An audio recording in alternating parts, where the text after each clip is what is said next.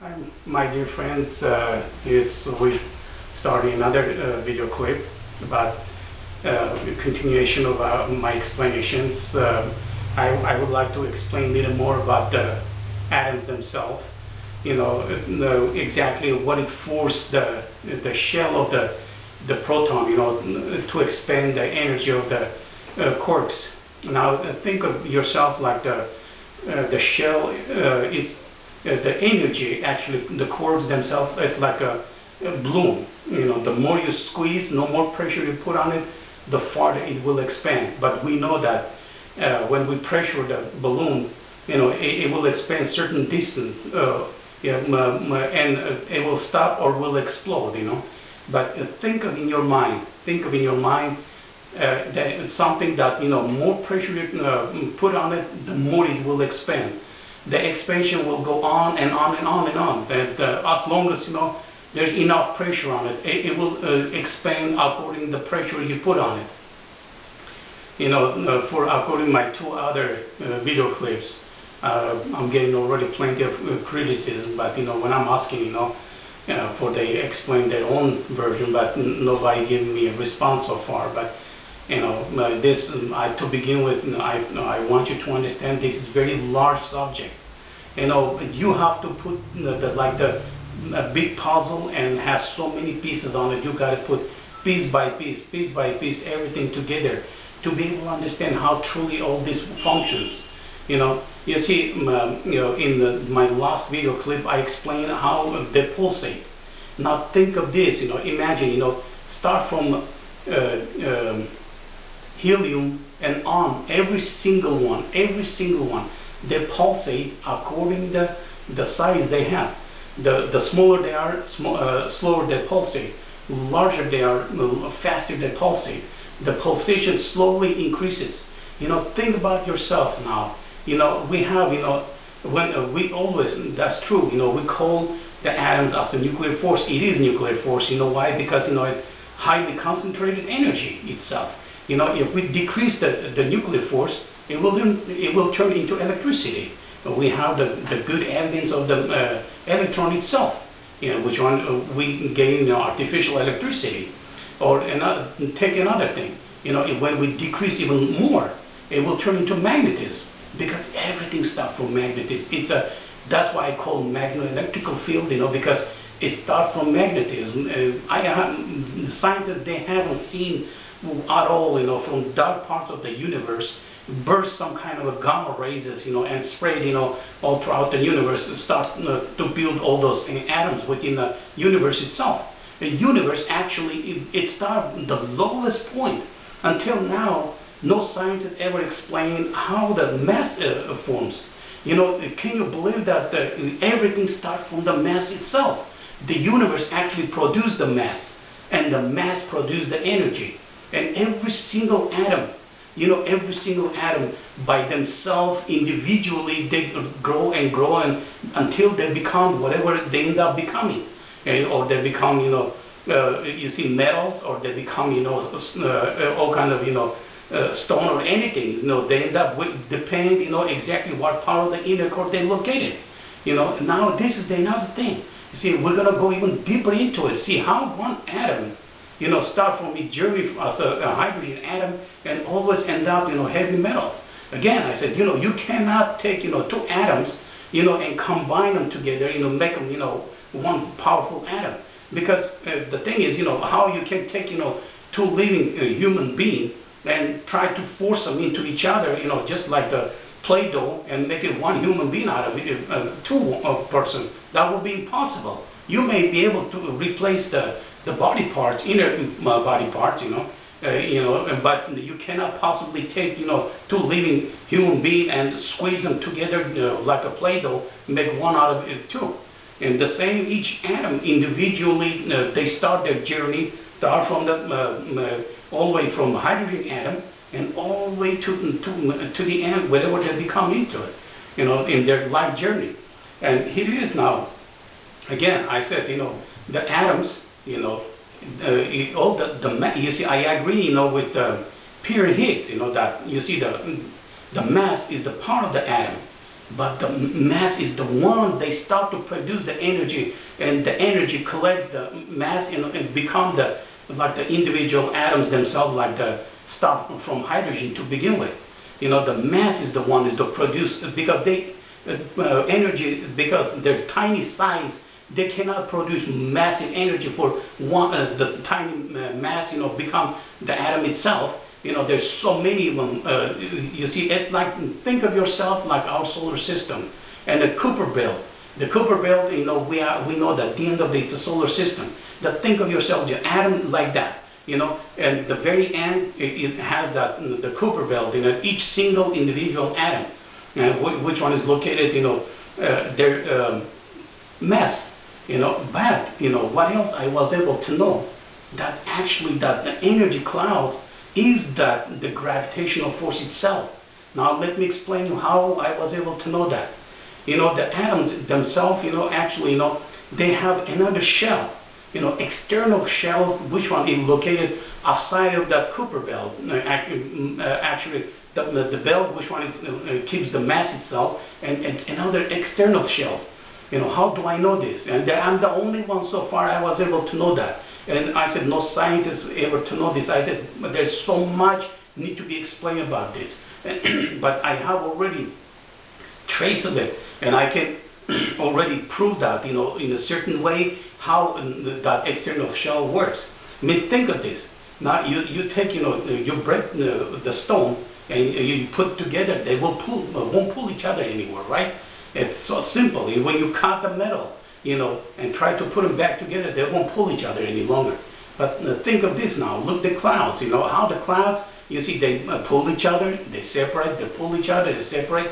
In time of the rain, they accumulate and they become big water droplets. They come down to the earth. And imagine they have ability to evaporate, pull each other, and separate constantly. And it's not because if you look at it, like again, deeper into the atom itself. Atoms jealously, they're guarding their own, each one they're guarding their own electron. Because of it, when we're running a power, through the wires getting hot, when you're trying to push a little more through the wire. That's another reason, because they're pulling really hard to hold on to their electrons to begin with. Okay? And the only way they'll be able, to pull and push each other, that's because there's another external shell. Think of this now, how we have a lightning. What exactly energy is that? The energy doesn't come out from out of nowhere. It suddenly, it bursts, and come down to the ground. The energy that's actually, think of this.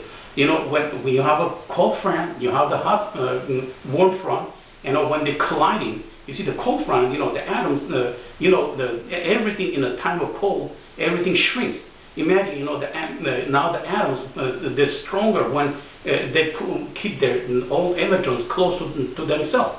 Then those ones, which one expanded, when it get warm, everything expands. Imagine now when they're colliding, but the collision, the warm, the one, all the atom, which one in the warm front, actually they're losing their external shell, and that's how we have that lightning to begin with, because the atom, they don't dissipate out of and suddenly becoming lightning. The mass, because they have a mass, they hold their mass, but what they're losing their external shell. I said, there will be so much discussion about this. Another thing, have you ever thought of it, how we have that static electricity? From where it came out, the static electricity, that energy. Think of this, certain part of the year when the weather is changing, just the weather change, suddenly, we have static electricity. Anywhere you touch, seem to me like you're getting shocked, or you passing energy to somebody, or somebody passing energy back to you. Because what happened, all the mass, dark matters, which one, actually the mass, which one it become atom themselves, I call those dark matters, because they are dark until now. And now that, the mass itself, they are the one, tiny mass particles, they produce the energy little by little until they're creating the atom itself. I said, this will be so much argument already, like the can of worm is going to open up after this. But again, I said, before anybody to respond me, with insult, they have to think of this, first exactly what I'm saying, from where it came out, all this. They should be able to ready, to respond from how the space produces, static electricity, or how the lightning comes out too. Okay. Again, if you look at it, the atom itself, each atom jealously they guard their own electrons. They're not going to let their electrons go. It's that simple, The only thing the atom, you see, the molecules they're losing their external shell. And think of this now, that external shell, when they're constantly accumulating energy, that's when they start to build the planets. Imagine this now. You see, individually, you take each atom, they cannot become, planet itself. But when they have external shell, that when they start to pull each other, they become like a big structure already. They're pulling each other constantly. They're building and building constantly. They're pulling each other. Think of this now, like the water droplets, or my goodness, the hail. How they reach in that size. Think of like the hail. When just before come down to the ground. Imagine, when they pull those particles each other, how much they can grow. And that's the way they grow. They become planets and stars. All the planets and the stars, they start from the very tiny small size, and then they start to grow and grow and grow and grow up constantly. And every time when the planets and the stars, they grow, according to their inner size of the inner core, it expands their off and on in energy pulsation. Imagine now, if take for helium, it's so close to their pulsation, but the more it expands, because how I explained already in my last video clip, it's like the magnetism, it pulls, again, I said, I agree 100%, it's a nuclear force, but the nuclear force has the magnetism, and this magnetism, it always pulls into the center. It concentrates into the center. It's that simple. The deeper into the center, the higher the energy concentration, more you travel outwards, it weakening the energy force, and there is no pressure. The pressure, the higher into the center. That's simple, and I would like to show you this. Okay, this I have this drawing here. Okay, now take a look. This one this will be top the surface of our inner core. Okay, and this will be into the center of the inner core. Now you see gradually, the energy, the more pressure, the higher the pressure, higher the energy travels. Higher the pressure, higher the energy travels. And you can see here a sudden spike, in energy, it goes even deeper into it, and this will force that which one energy goes all the way to the end of the journey, wherever it travels to. Now you can see here, I mean that this distance should have been a little higher than I drew, but I have just one tiny board, I'm trying to accommodate, and hopefully guys, you will be able to understand that this is what I have, and this is, I'm trying to use best out of this, Okay, and imagine this top of our inner core. You can see it doesn't go sharp corner. It has, because they have to be pressure for the energy expand out of the atoms itself. And then the more the pressure increases, the higher the energy travels. More the pressure increases, the higher the energy travels. Imagine the crust, and look at, most of the energy, the higher the deeper we go into the inner core, toward the inner core, higher the gravitational force. I mean, you can see that, you see, this is the top surface of the atmosphere, which one is 59 miles above the surface. Imagine there, now you can see that, from there and on, suddenly energy, it weakens, but it doesn't stop. It travels all the way until to the end of its journey, how much pressure force it uses, the center of the inner core on that energy. Okay, and what is amazing that, their energy, the higher your pressure, the more it will travel. And imagine this, just think of yourself, the biggest galaxy in the universe, IC 1011. My goodness, that's the largest, how much the energy can expand. The more they expand, the more the distance of the on and off. You see the circle. The distance between the circles expands too, because that it starts from the small wall. And think of this, think of in your mind, and it expands and expands and expands, because they gotta pulsate faster and faster and faster. Imagine how I said the energy, it starts from outside low energy pressure. The pressure increases and increases and increases all the way to the center. The center of every single planet, living planet, the highest concentration of the energy is right located in the center of the inner core. Okay. Now look, how I explained in my previous video clips. Like you see, take for example Saturn. The planet. You see the Saturn is large planet. And have the same gravitational force as the Earth does. So why is that? Because the distance from the surface of the inner core all the way to the crust, the distance when inner core is shrinking.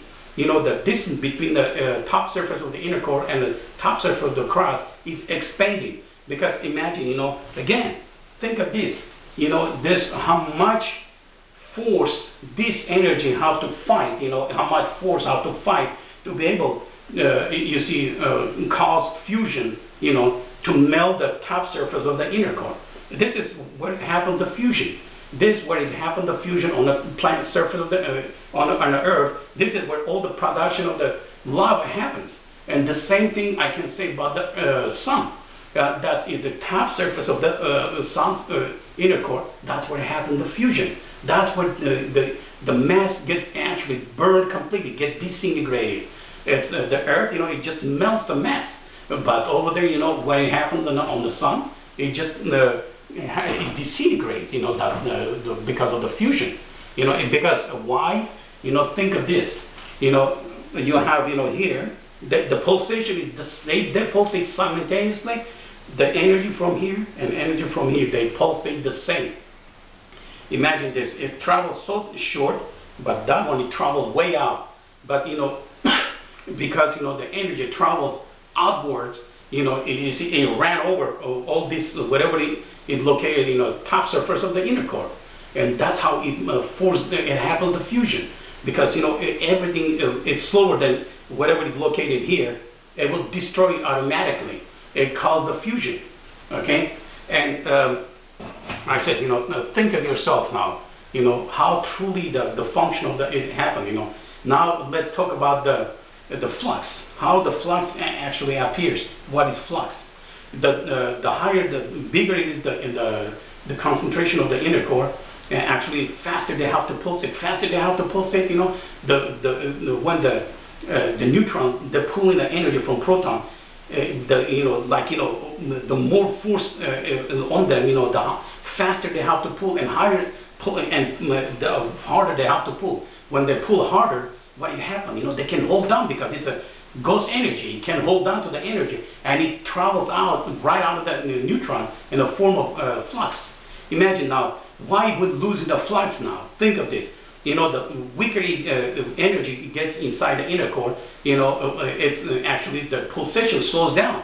The pulsation slows down, weaker and weaker it gets, actually, with losing like that the flux. And every single planet, take the Mars. Let's see why the Mars had water and it doesn't have any longer. For the same reason, what happened? It evaporates out outer space. That's simple. Because they had no protection any longer from the sun or from outer space. And what happened? The water, all the ocean, they evaporate right out outer space. That's simple. And I said, and with one of my video clips, I said, within 300 years, our you see currently the flux will be a lot weaker than what it is now, and the things will be completely different than what it is today.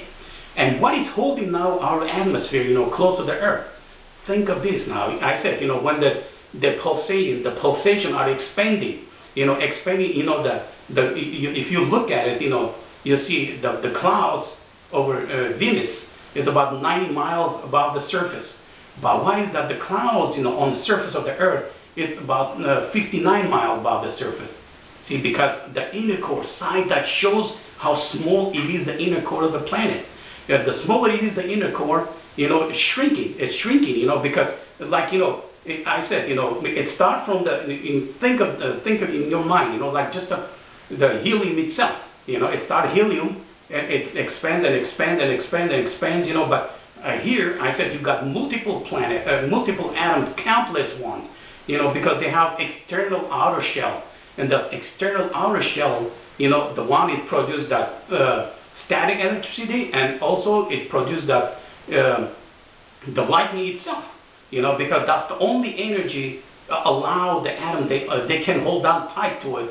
That's what they letting go. And again, they are the one who force the atom to become one big build up, and build the planets themselves. And this is how I've been constantly over and over. I've been telling you, guys, you cannot calculate the gravitational force from the certain side according by the size. You gotta calculate how much the energy got left with the inner core. This is why I've been saying this constantly. Some people, they keep arguing with me. I keep telling them because the energy is located only within inner cores of the planets. When they lose the energy from inner cores, they become like an asteroid themselves. Why is that? You can approach the asteroid. Why the asteroid? They hit the planet because they don't have energy. They are just like us. They have a large mass and small energy within them. We have a large mass and small energy within us. The same as the asteroid themselves. The same as the crust of the planet. That's the reason why the crust, spins, because it has some energy in it. When the energy it travels out, it like has little wheels in it. Imagine, when the big, the soil is passing by, like the conveyor, and it forces the wheel to spin. And every time when it forces the crust to spin. Okay? And I'm trying to accommodate so many things to explain as much as I can, but I'm hoping people will comprehend what I'm explaining, because I said over and over, I'm repeating this large, very large subject. It needs to be break down and have more and more detail to be explained, even deeper explain. It needs a lot of deeper explanation. Okay, and the galaxies, the function of the galaxies are completely different. Even though if you look at the center of the galaxy as the big formation, it holds all the galaxies together, but galaxies actually function completely different than solar system and the planets and the moon-like objects themselves. Again, you see the reason now, see why the moon, it goes in a zigzag motion, because our Earth, it see the moon only according to the energy concentration still has in it. The more the energy is losing the moon, more like, because, again, I said, the Earth leave those rings, the rings, it jumps within a ring. Previously, probably when the moon, it was very young, it was just spinning, you could have seen just one side of the moon. But, the older they start to get, you can see, they're going in zigzag motion. It travels closer and farther, closer and farther, and closer and farther. And again, I said, here it is, I gave you already enough explanation. You can see truly how the planets, they form and how they function. And the upper surface of the planets, I said, the upper surface of the atmosphere is actually the pulsation. The first pulsation where, now take a look.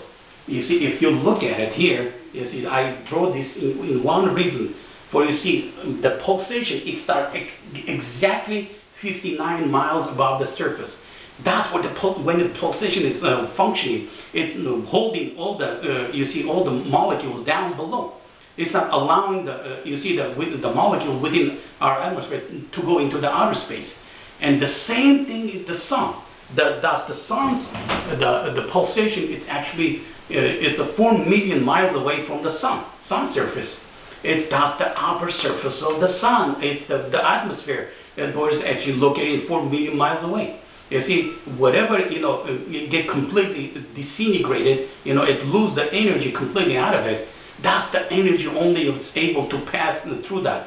Imagine if it wasn't that, that energy can no longer notice that. That's why, that happened.